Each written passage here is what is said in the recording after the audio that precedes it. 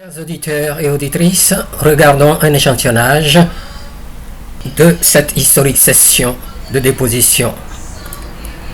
Dear listeners, let us watch a sampling of the historic session of the impeachment.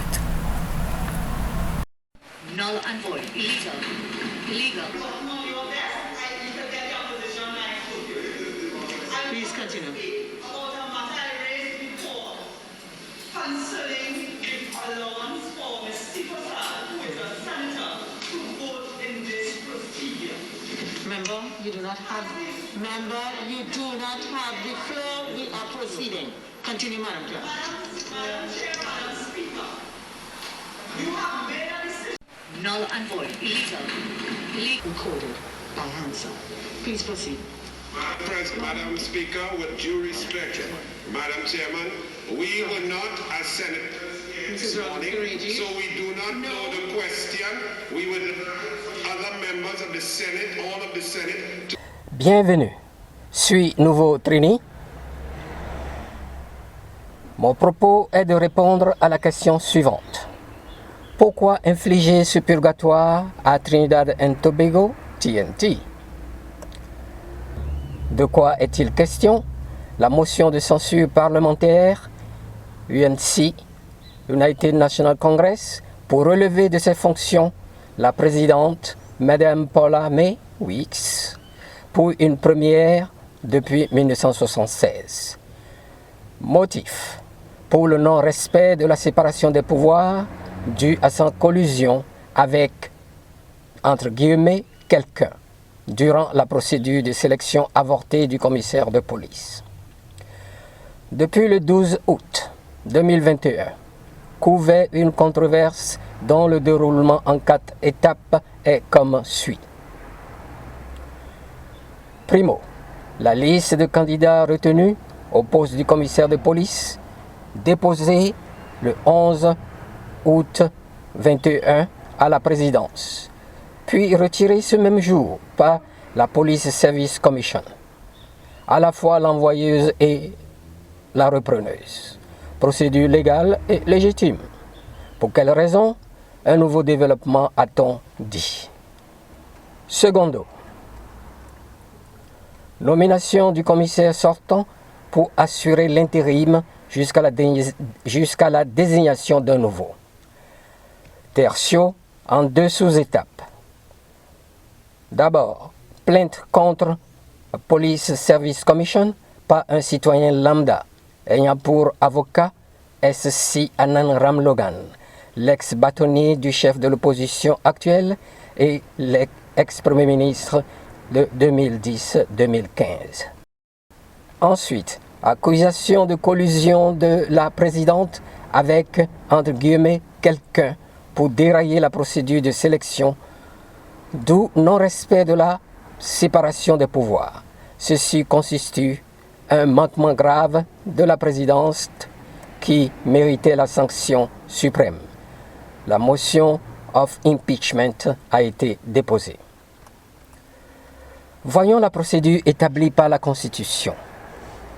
Il y a d'abord un vote sans débat sur cette motion qui doit être détaillée pour savoir s'il faut continuer la procédure et si ce vote est en faveur de la dite motion. Désigner un tribunal qui débattra et tranchera sur cette motion détaillée que le plaignant ou la plaignante a déposée.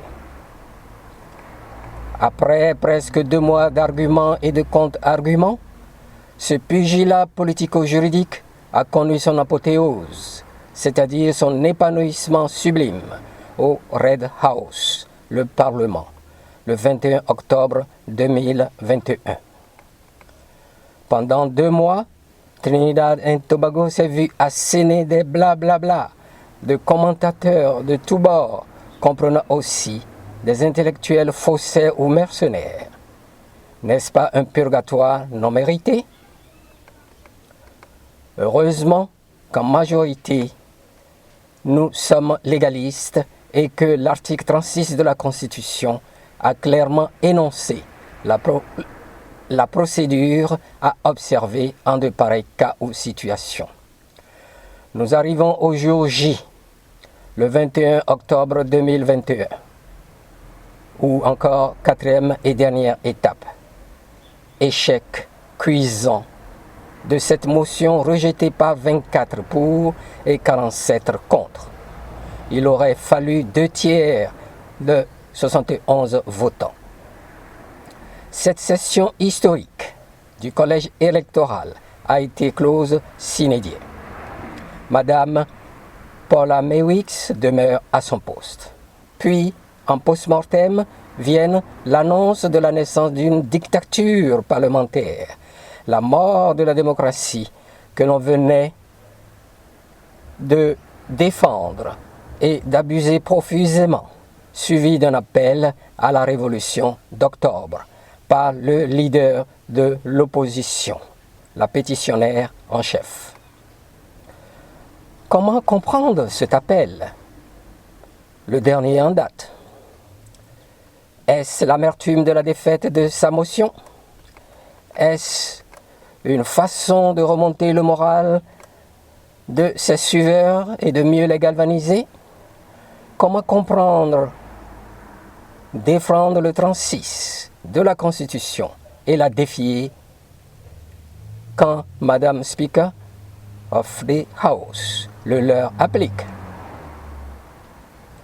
Insatisfait et mécontent, il cause un charivari, c'est-à-dire un vacarme, si tonitruant, irrespectueux, irresponsable et inconscient en se comportant comme des vendeurs de poissons à la criée ou des hooligans.